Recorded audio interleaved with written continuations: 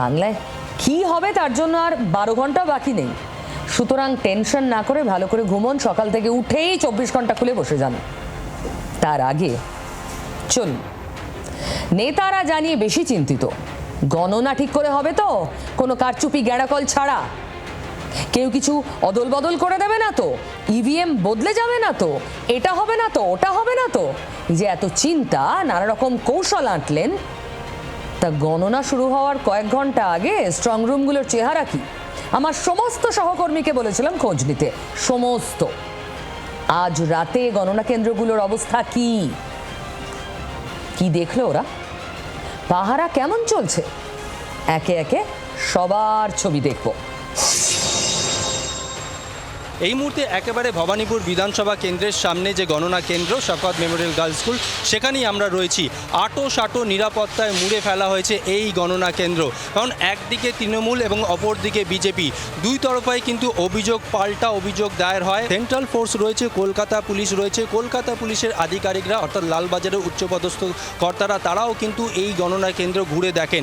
এবং এই গণনা কেন্দ্র 200 মিটারের মধ্যে কোনো অজ্ঞাত পরিচয় ব্যক্তি যাতে প্রবেশ করতে না পারে সেই দিকেও কিন্তু বিশেষ নজরদারি রয়েছে পুলিশ এবং কেন্দ্রীয় বাহিনীর। শুধুমাত্র যারা এখানকার বাসিন্দা তারাই কিন্তু আসতে পারবেন। একেবারে বলা যায় কাউন্টডাউন শুরু হয়ে গিয়েছে, কারণ হাই ভোল্টেজ বিধানসভা কেন্দ্র, যাতে কোথাও কোনো রকম ফাঁক ফোকর না থাকে সেদিকে কিন্তু নজরদারি চালিয়ে চলেছেন কলকাতা পুলিশ এবং সেন্ট্রাল ফোর্সের আধিকারিকরা।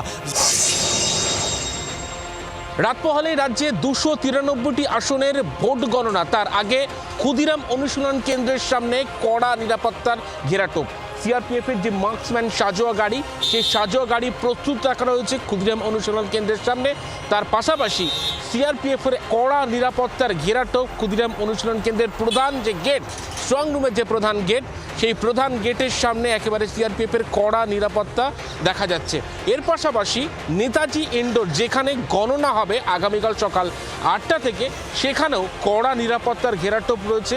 সেই ছবি একেবারে নেতাজি ইন্ডোরের সামনে থেকে দেখা যাচ্ছে এবং যে ক্ষুদিরাম অনুশীলন কেন্দ্র রয়েছে সেখান থেকে দেখা যাচ্ছে। একটা চাপা উত্তেজনা, তার মাঝেই কড়া নিরাপত্তার ঘেরাটোপ। এই মুহূর্তে আমরা রয়েছি হলদিয়াতে। হলদিয়ার যে হলদিয়া গভর্নমেন্ট স্পন্সর স্কুল রয়েছে, সেই স্কুলেই কিন্তু 3টে বিধানসভা কেন্দ্রের কাউন্টিং হবে। আমরা এই মুহূর্তে দেখতে পাচ্ছি যে মাইকিং চলছে, কেন্দ্রীয় বাহিনীর জওয়ানরা তারা কিন্তু যে টহল, সেটা টহল দিচ্ছে। কেন্দ্রীয় বাহিনীর জওয়ানরা তারা যেরকম বাইরে থাকবেন, তার সঙ্গে সঙ্গে কেন্দ্রীয় বাহিনীর জওয়ানরা ভেতরে থাকবেন।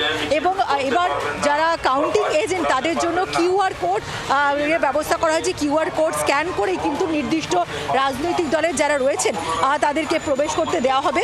এই যে স্কুলে আজকে দুপুরবেলা 4টে নাগাদ বিশেষ পুলিশ পর্যবেক্ষক অখিলেশ সিং তিনি এসেছিলেন, ডিএম এসডিএম তারা ছিলেন। তাদের সঙ্গে পুরো যে নিরাপত্তার ব্যবস্থাটা, তার সঙ্গে সঙ্গে কীভাবে পুরো কাউন্টিং প্রসেসটা হবে, সেই সমস্তটা তারা খতিয়ে দেখেন। কোনোভাবে যাতে অবাঞ্ছিত কেউ এখানে প্রবেশ করতে না পারে সেই বন্দোবস্ত করা হচ্ছে। এবং এই যে কাউন্টিং সেন্টার, সেই কাউন্টিং সেন্টারের যে 200 মিটারের মধ্যে 163 ধারা জারি করা হয়েছে এবং বারবার করে মাইকিং করা হচ্ছে। ডায়মন্ড হারবার মহিলা বিশ্ববিদ্যালয়ে একটি গণনা কেন্দ্র তৈরি করা হয়েছে। যেই গণনা কেন্দ্রের বাইরে রয়েছি আমরা, এই গণনা কেন্দ্রে আগামীকাল 6টি বিধানসভার গণনা হবে। যেহেতু ফলতা পুনর্নির্বাচন হবে, সেই জায়গায় দাঁড়িয়ে ফলতাকে বাদ দিয়ে 6টি বিধানসভার কেন্দ্রের গণনা হচ্ছে। মগরাহাট পশ্চিম, ডায়মন্ড হারবার সহ 6টি বিধানসভা কেন্দ্র। আমরা দেখতে পাচ্ছি যে এই গণনা কেন্দ্রের বাইরে নিশ্চিত নিরাপত্তা রয়েছে।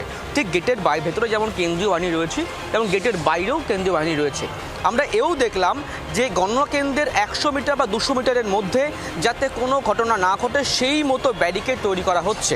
তার থেকে বড় কথা, যেহেতু গণনা কেন্দ্র লাগোয়া কিছু জঙ্গল, কিছু দোকান রয়েছে, সেই জঙ্গলগুলিতেও কিন্তু বোম স্কোয়াড এবং ডগ স্কোয়াড দিয়েও তল্লাশি চালানো হয়েছে। অর্থাৎ নিশ্চিত নিরাপত্তা বেষ্টনী দিয়ে ঘিরে ফেলা হয়েছে কিন্তু ডায়মন্ড হারবার উইমেন্স ইউনিভার্সিটি। আমার সামনে যে ক্যাম্পাস, শিলিগুড়ি কলেজের যে ক্যাম্পাস, সেই ক্যাম্পাসের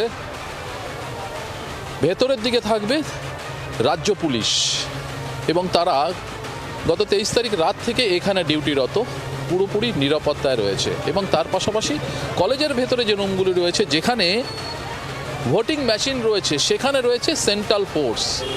আর আমি যেখানে রয়েছি আমার ঠিক বাঁদিকে এই যে রাস্তা, এখানে আজ রাত থেকেই শুরু হবে পুলিশি পহরা। একেবারে পুরো এলাকা জুড়েই হবে পুলিশি পহরা।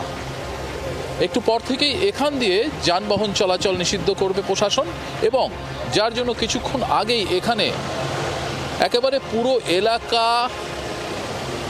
দেখে গেল শিলিগুড়ি পুলিশ কমিশনারেটের পুলিশ কমিশনার সহ জেলার ডিএম।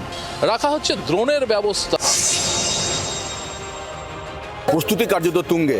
যেখানে কাউন্টিং স্টেশন রয়েছে আসানসোল ইঞ্জিনিয়ারিং কলেজ, সেখানে দেখতে পাওয়া যাচ্ছে প্রচুর পরিমাণে পুলিশ ইতিমধ্যেই ডিউটি, কোথায় কার ডিউটি আছে তার ডিপ্লয়মেন্ট ইতিমধ্যেই শুরু হয়েছে, এবং প্রচুর নিরাপত্তা বাহিনী, কেন্দ্রীয় বাহিনী, র্যাফ থেকে শুরু করে কমব্যাট ফোর্স থেকে শুরু করে সমস্ত দিকেই কিন্তু একদম নিরাপত্তা কিন্তু আঁটোসাঁটো। কোনো রকম যেন অপ্রীতিকর ঘটনা বা কোনো রকম কোনো পলিটিক্যাল ঝামেলা কিচ্ছু যেন না হয়, তার জন্য সমস্ত রকম ব্যবস্থা ইতিমধ্যেই নিয়ে নিয়েছে পুলিশ প্রশাসনের পক্ষ থেকে। নির্বাচন কমিশন ইতিমধ্যেই সমস্ত রকম দায়িত্ব বুঝিয়ে দিয়েছে, এবং দেখতে পাওয়া যাচ্ছে যে পুরো আসানসোলের যে জিটি রোডের দিকে যে রাস্তাটা যাচ্ছে 19 নম্বর জাতীয় সড়ক থেকে, সেই রাস্তা থেকে যে রাস্তাটা, সেইখানে কিন্তু প্রচুর পুলিশ মোতায়েন রয়েছে।